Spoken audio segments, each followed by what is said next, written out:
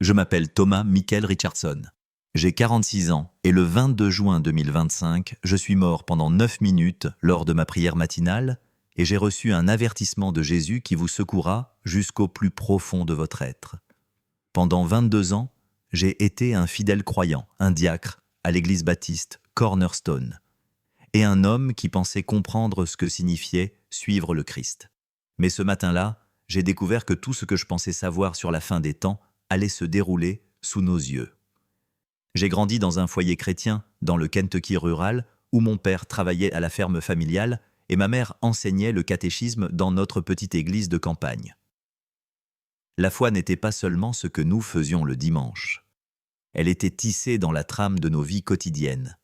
Nous prions avant chaque repas, lisions les Écritures chaque soir après le dîner et parlions de Jésus comme s'il était une personne réelle qui se souciait de chaque détail de nos vies. J'ai accepté Christ comme mon sauveur à l'âge de 12 ans, lors d'une campagne de réveil estival. La conviction était si forte cette nuit-là. Je savais que j'étais un pécheur ayant besoin d'un sauveur, et je savais que Jésus était mort pour mes péchés.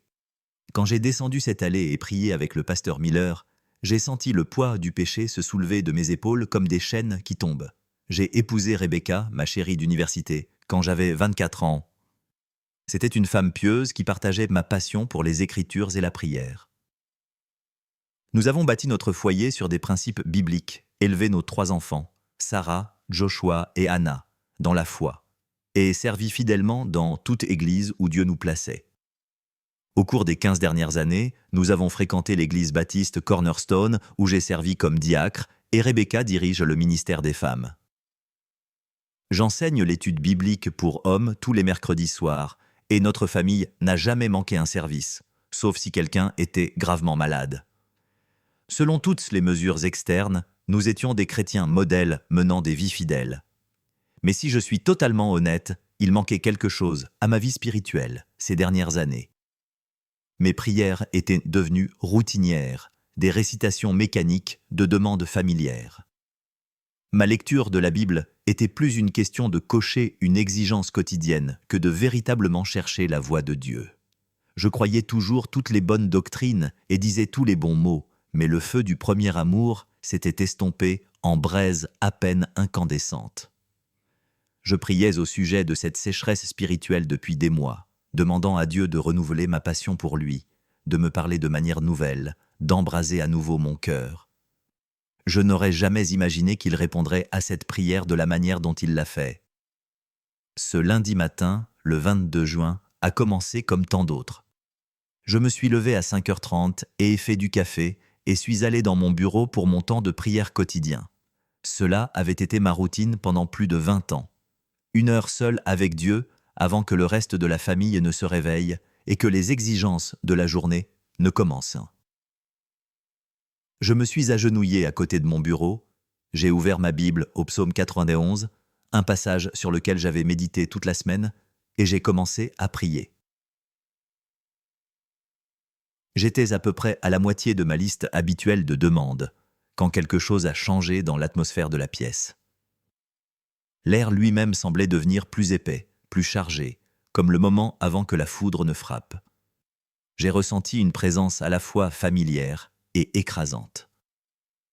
Tous les poils de mes bras se sont hérissés, et j'ai su sans aucun doute que je n'étais plus seul dans cette pièce. Avant que je ne puisse comprendre ce qui se passait, j'ai ressenti une douleur aiguë dans la poitrine qui m'a coupé le souffle. La crise cardiaque a été soudaine et massive. Je n'avais eu aucun signe avant-coureur, aucun symptôme préalable.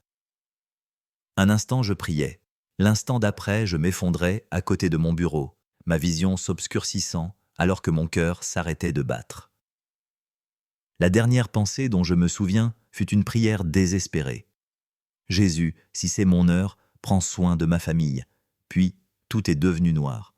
Mais ensuite, la conscience, contrairement à tout ce que j'avais jamais vécu. Je me suis retrouvé debout dans un lieu qui transcendait toute description physique. Je n'étais plus dans mon bureau, plus dans mon corps. Pourtant, j'étais plus conscient et alerte que je ne l'avais jamais été de ma vie. La présence que j'avais sentie dans mon bureau était maintenant visible, tangible, indéniable. Jésus se tenait devant moi et il ne ressemblait en rien aux doux enseignants des images d'école du dimanche. Il était magnifique, rayonnant de sainteté, flamboyant d'une autorité qui me fit tomber à genoux sans réfléchir. Ses yeux contenaient des profondeurs d'amour que je n'avais jamais imaginées, mais aussi un chagrin qui me brisait le cœur. « Thomas, dit-il, et mon nom portait le poids de l'éternité. »« Seigneur, ai-je murmuré, comprenant enfin ce que ce mot signifiait vraiment. Avant que je ne puisse dire autre chose, il a prononcé des mots gravés dans ma mémoire pour toujours. Septembre marquera le commencement de la fin. Les mots m'ont frappé comme un coup physique. J'ai essayé de comprendre ce qu'il voulait dire, mais avant que je ne puisse demander, il les a répétés avec une emphase encore plus grande. Le commencement de la fin. Soudain, l'espace autour de nous s'est transformé, et je me suis retrouvé debout sur une vaste plaine sous un ciel assombrissant qui semblait s'étendre au-delà de l'horizon. Ce n'était pas seulement l'absence de lumière. L'obscurité avait un poids, une substance, une malveillance. C'était l'obscurité spirituelle rendue visible. Tandis que je regardais, des nations ont commencé à surgir comme des figures d'ombre à travers la plaine. Ce n'étaient pas des pays au sens géographique, mais des entités spirituelles représentant des puissances mondiales, des idéologies et des systèmes qui s'opposaient au royaume de Dieu. Je pouvais sentir leur haine pour tout ce qui est saint, leur détermination à détruire la foi et à établir leur propre domination. Ces figures d'ombre se disputaient, s'affrontaient, se préparaient à une bataille d'une ampleur que je n'avais jamais imaginée. J'ai vu des armées se rassembler, pas seulement des soldats physiques, mais des forces spirituelles s'alignant pour le conflit final entre le bien et le mal. La tension dans l'air était si épaisse qu'elle en était presque suffocante. Puis, j'ai regardé avec horreur la pluie de feu commencer à tomber. Pas un feu naturel, mais des armes de destruction lancées par des mains humaines. Des missiles fusaient dans le ciel comme des étoiles filantes. Mais ces étoiles apportaient la mort au lieu de l'émerveillement. J'ai vu des villes disparaître dans des éclairs aveuglants, des régions entières consommées par des feux qui ne pouvaient être éteints. Les armes étaient plus terrifiantes que tout ce que j'aurais pu imaginer. Pas seulement des missiles nucléaires, mais des technologies que je ne reconnaissais pas, des dispositifs qui semblaient manipuler le tissu même de la réalité.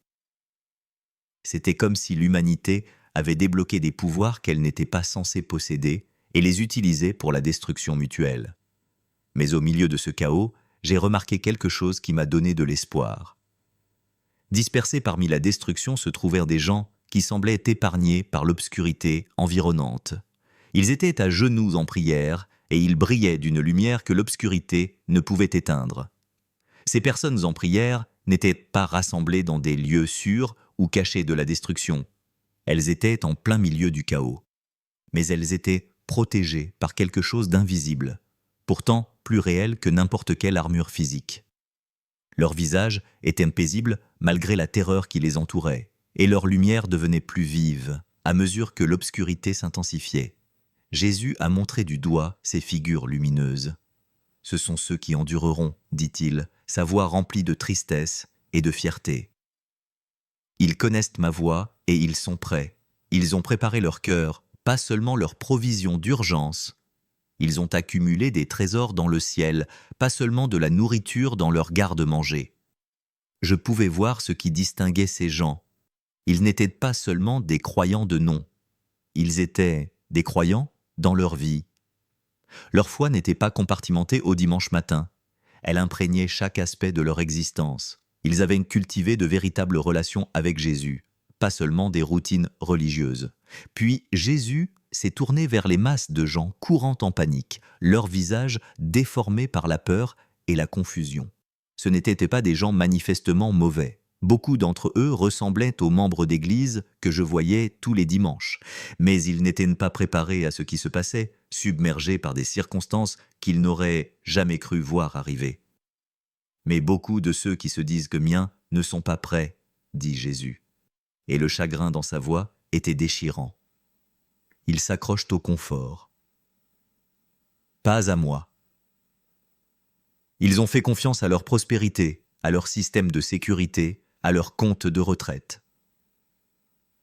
Ils ont fait de leur bénédiction des idoles et ont oublié le donateur. J'ai regardé ces gens non préparés essayer désespérément de trouver la sécurité dans les mêmes choses qui leur avaient donné une fausse sécurité auparavant. Leur richesse, leur connexion, leur gouvernement.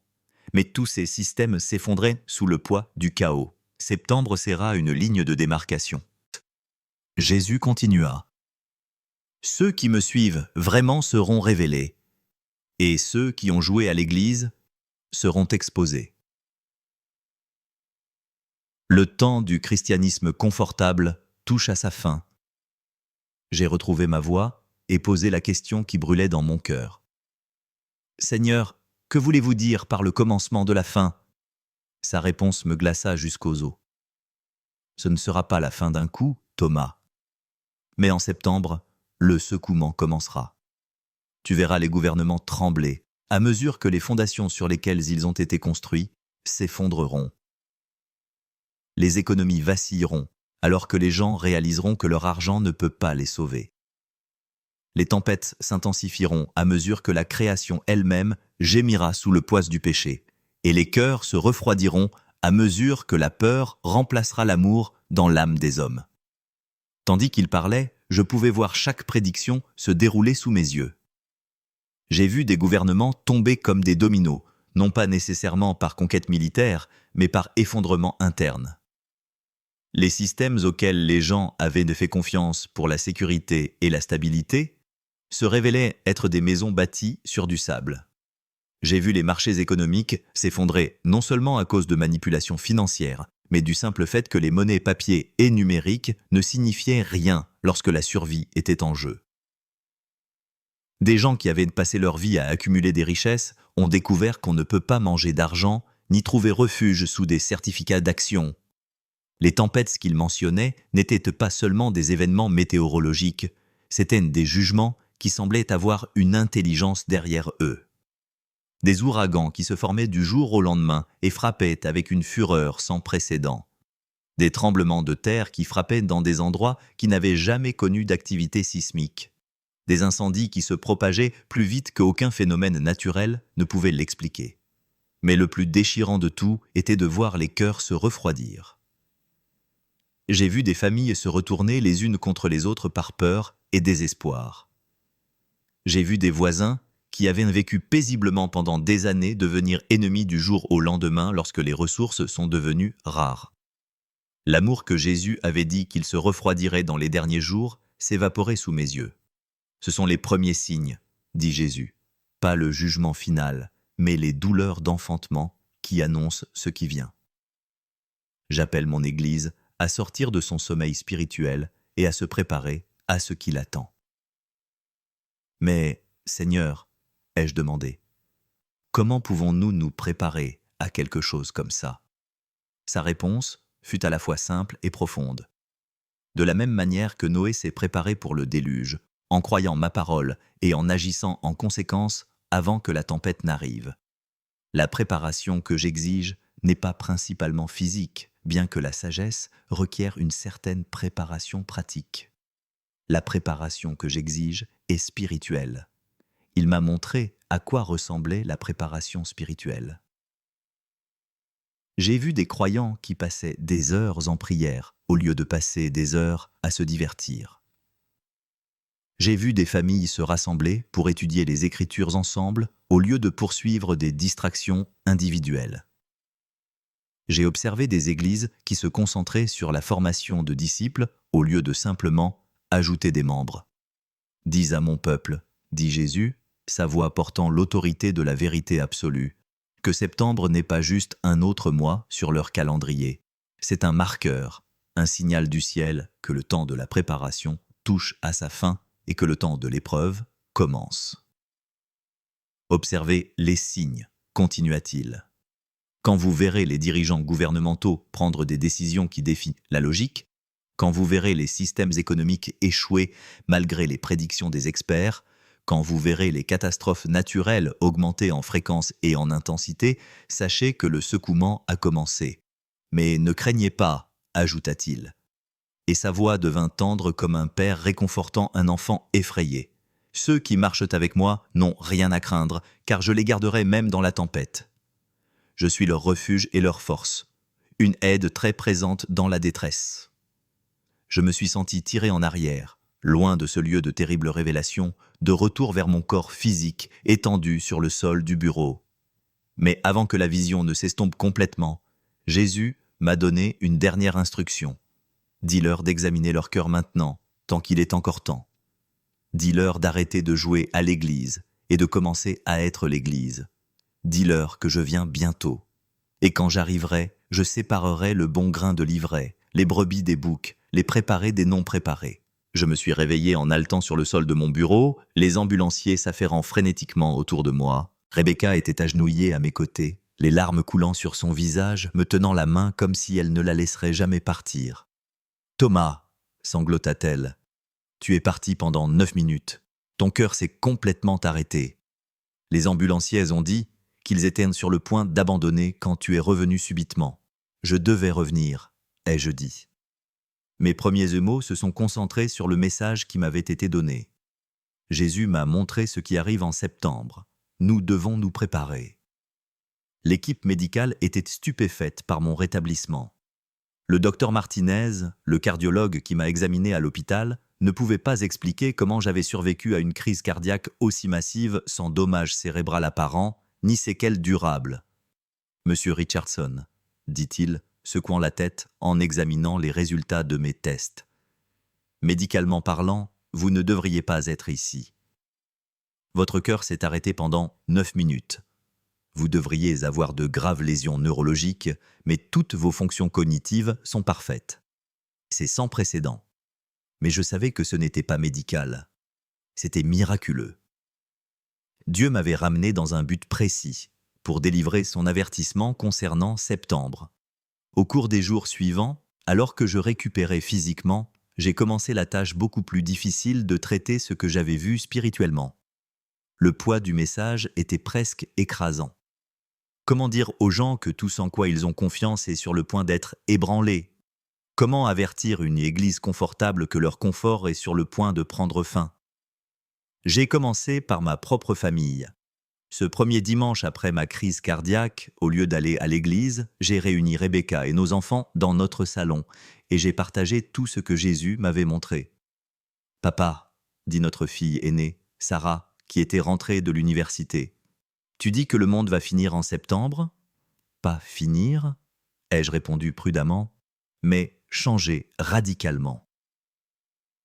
Jésus a appelé cela le commencement de la fin, le début du secouement final qui révélera qui marche réellement avec Dieu et qui ne fait que suivre des rituels religieux.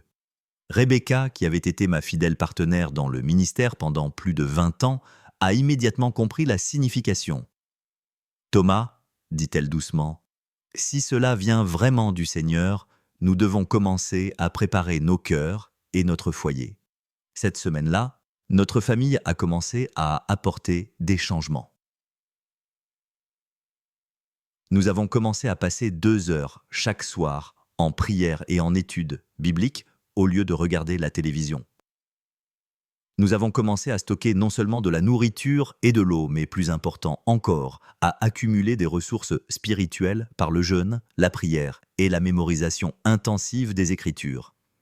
Nous avons également commencé à tendre la main à d'autres familles de notre Église, à partager mon témoignage et à les encourager à chercher Dieu concernant leur propre préparation spirituelle. La réponse fut mitigée. Certaines personnes furent profondément convaincues et commencèrent à apporter des changements similaires dans leur vie, tandis que d'autres rejetèrent mon expérience comme le résultat d'une privation d'oxygène pendant l'arrêt cardiaque.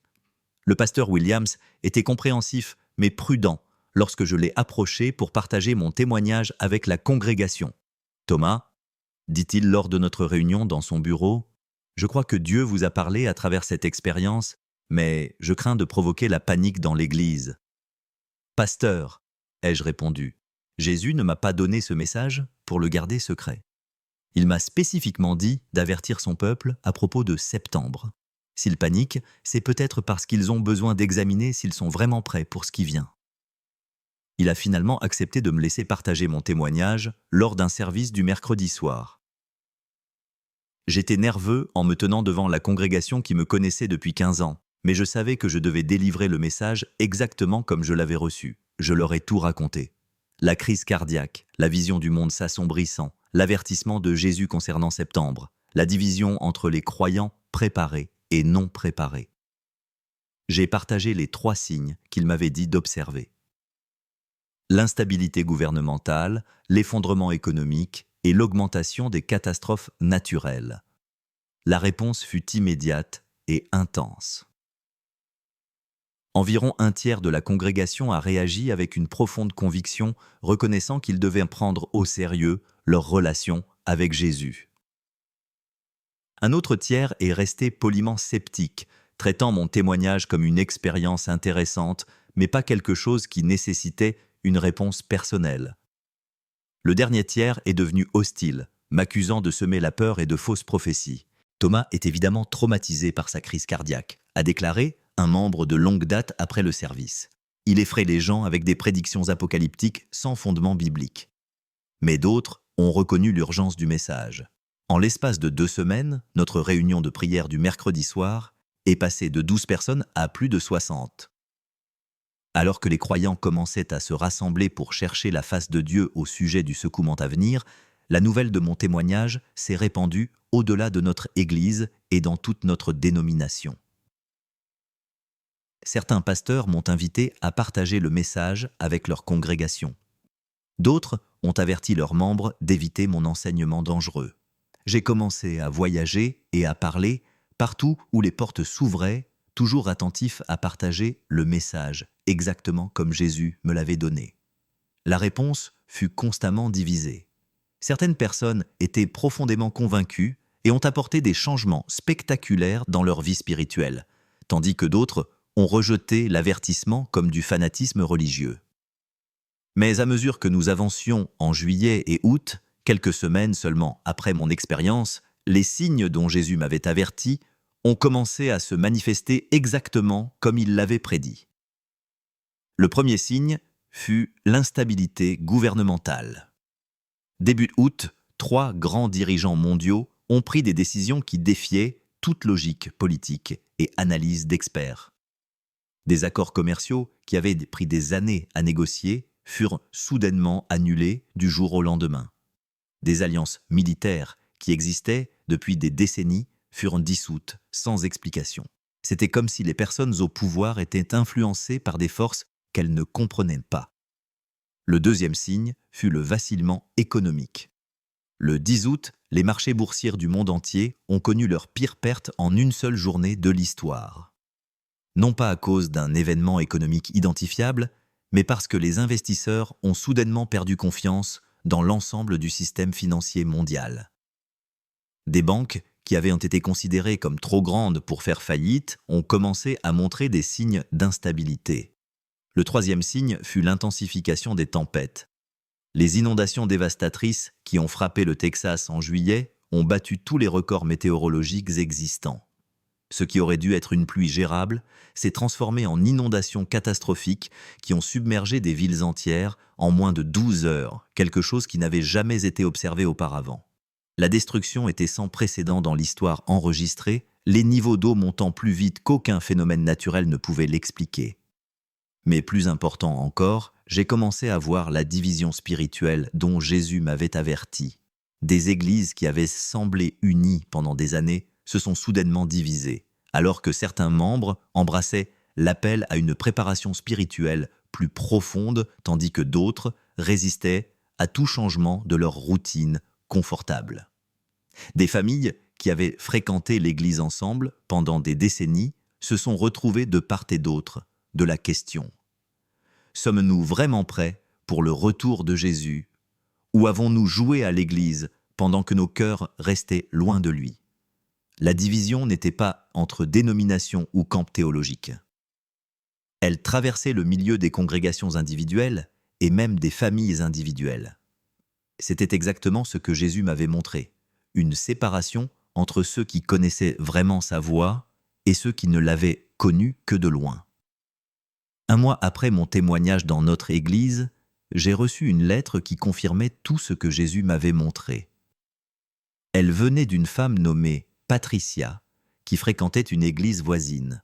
« Frère Thomas », écrivait-elle, « après avoir entendu votre témoignage, j'ai réalisé que j'avais été chrétienne de nom seulement pendant plus de 20 ans. J'allais à l'église, chantais les chants et disais les prières, mais je n'avais jamais vraiment abandonné mon cœur à Jésus. Votre avertissement concernant septembre m'a fait examiner ma condition spirituelle. Et j'ai découvert que je n'étais pas du tout prête.